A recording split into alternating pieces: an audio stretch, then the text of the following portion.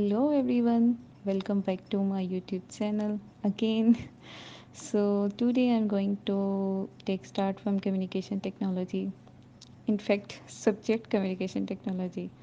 So this lecture is all about modulation, its classification and the basic terms which we have to discuss while studying modulation.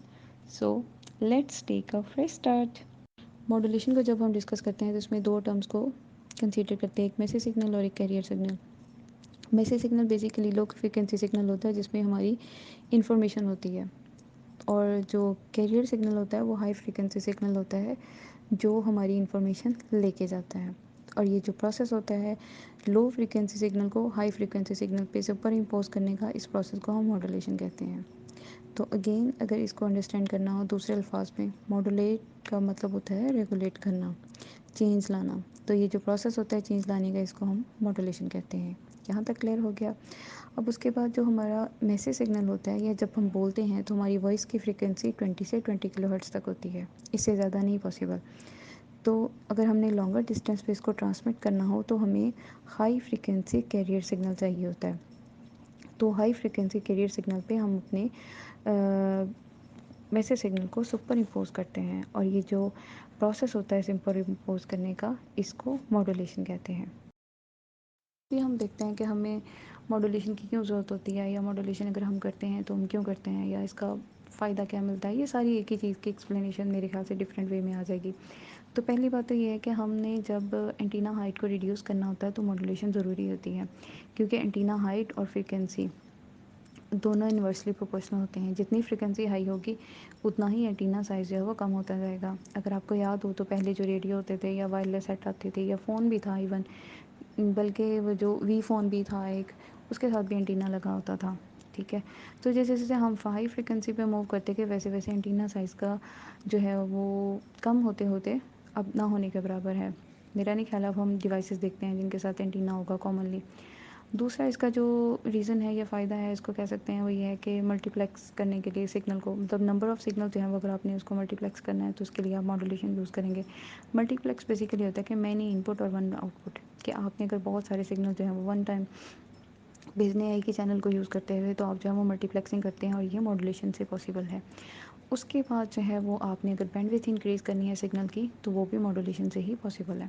तो इसके ये जो तीन चार जो है वो रीज़न्स हैं कि अगर हम मॉड्यूलेशन करते हैं तो क्यों करते हैं, तो इस क्यों का जवाब जो है ये चार पॉइंट्स की सूरत में है। इसके अलावा और भी काफ़ी सारे इसकी रीज़न्स और या फ़ायदे होते हैं जो मैंने अभी सिंपली चार जो है वो डिस्कस किए हैं। अगर आप एक्सप्लोर करना चाहें तो यू कैन डू दैट।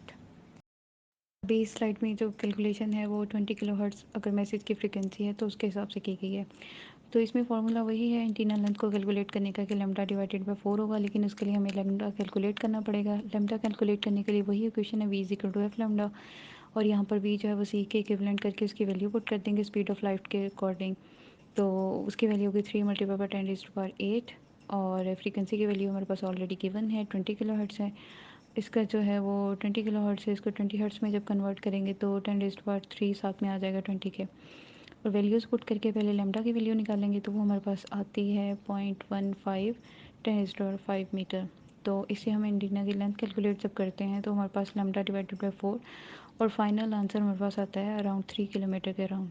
तो इमेजिन करें 3 किलोमीटर का एंटीना ऑब्वियसली इकोनॉमिकल नहीं रहेगा, और उसको संभालना भी बहुत मुश्किल होगा। फ़र्ज़ कर लें अगर आपके पास कोई डिवाइस है तो उसका 3 किलोमीटर का एंटीना तो कहाँ तक जाएगा, तो ये पॉसिबल नहीं है। तो यही वजह है कि हम मॉड्यूलेशन करते हैं ताकि फ्रिक्वेंसी हाई और एंटीना साइज़ हमारे पास रिड्यूस हो जाए। अब आई होप सो क्लियर हो गया होगा। अब नेक्स्ट जो है वो हम डिस्कस करते हैं, अगर आपको कोई कन्फ्यूजन है मॉड्यूलेशन के प्रोसेस में। अब ये तो हमें पता चल गया कि मॉड्यूलेशन क्यों करते हैं, उसका बेसिक ऑब्जेक्टिव क्या है या ऑब्जेक्टिव्स क्या हैं। तो अभी जो है वो हम मॉड्यूलेशन का प्रोसीजर जो है एक एग्जांपल से रिलेट करके समझ लेते हैं। फॉर इंस्टेंस आपने कोई मैसेज कन्वे करना है किसी दूसरे पर्सन पे जो किसी और सिटी में रहता है। फॉर इंस्टेंस वो इस्लामाबाद में है और आप लाहौर में हैं, दो अलग अलग सिटीज़ में हैं फॉर इंस्टेंस। तो आप जो है वो एक पर्सन के थ्रू जो है वो मैसेज उस बंदे तक पहुंचाना चाहते हैं। तो आप जो है वो अगर अपना मैसेज उस पोस्टमैन के थ्रू या जो भी आपका मैसेंजर है उसके थ्रू मैसेज कन्वे करना चाहते हैं तो ऑब्वियसली उसको पैदल नहीं भेजेंगे। अगर वो बाय फुट जाएगा तो ऑब्वियसली उसको एक तो बहुत ज़्यादा टाइम लगेगा, दूसरा जब वो वहाँ पर पहुँचेगा तो उसकी अपनी हालत मरने वाली होगी, तो वो मैसेज क्या कन्वे करेगा। तो इसलिए अब आप चूज़ करेंगे अपना कैरियर। कैरियर सिग्नल मीन्स कोई व्हीकल आप चूज़ करेंगे। फॉर इंस्टेंस आप अगर उसको पर्सनल कार में भेज देंगे तो वो बहुत जल्दी और इजीली पहुंच जाएगा। अगर पब्लिक ट्रांसपोर्ट आप कोई डाइवो सर्विस आप यूज़ करते हैं, कोई फेसल मूवर वट सो एवर जो भी आपको अवेलेबल लगता है और साथ में इकोनॉमिकल भी लगता है, ऑब्वियसली आप बाय एयर नहीं भेजेंगे क्योंकि ये बहुत कॉस्टली पड़ जाएगा। तो आप जो है वो उसको किसी व्हीकल में जो है वो उसको भेजेंगे। तो फॉर इंस्टेंस वो बस में बैठ के जाता है तो इसका ये मतलब है कि वो बस क्या है, उसकी स्पीड जो है वो उस पर्सन की या मैसेंजर की स्पीड से कहीं ज़्यादा है, तो वो उसको जल्दी पहुंचा देगा। अगर वो पैदल जाए तो मे बी उसको 2 दिन लग जाए, लेकिन ऐसे जो है वो तो किसी व्हीकल को यूज़ करेगा या कोई भी ट्रांसपोर्ट यूज़ करेगा तो उसको कुछ घंटे लगेंगे। तो अब जो कैरियर उसको लेके जा रहा है या जो भी ट्रांसपोर्ट उसको वहाँ तक लेके जा रही है तो उसका पर्पस इस सिटी से लेके उस सिटी तक उसको पहुँचाना होगा। उसके बाद उसका मकसद ख़त्म हो जाएगा। आप जो है वो अपना काम कर लिया, मैसेज यही जो आपका मैसेंजर गया है लेके यही कन्वे करेगा। तो यही बात हमारे पास मैसेज सिग्नल और कैरियर सिग्नल की है। कैरियर सिग्नल में कोई इन्फॉर्मेशन नहीं होती, उसका बस काम यही होता है कि वो मैसेज सिग्नल को लेके डेस्टिनेशन तक पहुँचाता है।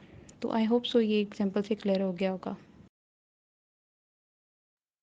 अभी जो है वो मॉड्यूलेशन का प्रोसीजर जो है वो उसका ओवरव्यू हो गया है, तो इसकी क्लासिफिकेशन को देख लेते हैं। तो इसकी दो मेजर टाइप्स हैं। इनिशियली एक कंटिन्यूस वेव मॉड्यूलेशन है और सेकंड वन जो है वो पल्स मॉड्यूलेशन है।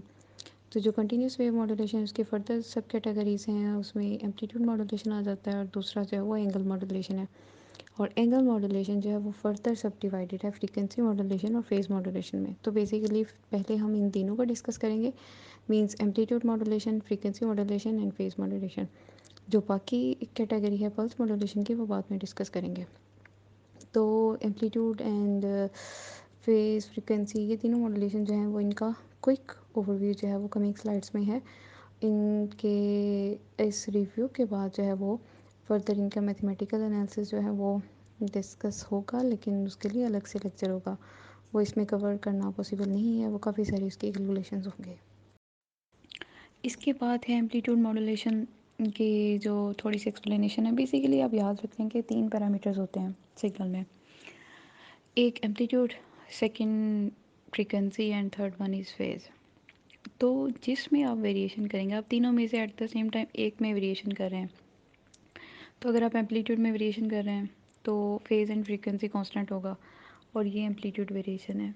अगर आप फ्रीक्वेंसी में वेरिएशन कर रहे हैं वैसे सिग्नल के अकॉर्डिंग तो वो फ्रीक्वेंसी मॉड्यूलेशन होगी और उसमें बाकी जो दो टर्म्स हैं फेज़ एंड एम्पलीट्यूड वो कांस्टेंट होंगे। और अगर आप फेज़ मॉड्यूलेशन की बात करते हैं तो उसमें फेज़ जो है वो वेरी करेगी और बाकी दोनों टर्म्स हैं वो कांस्टेंट रहेंगी। तो बस इतना सा इसका डिफरेंस है।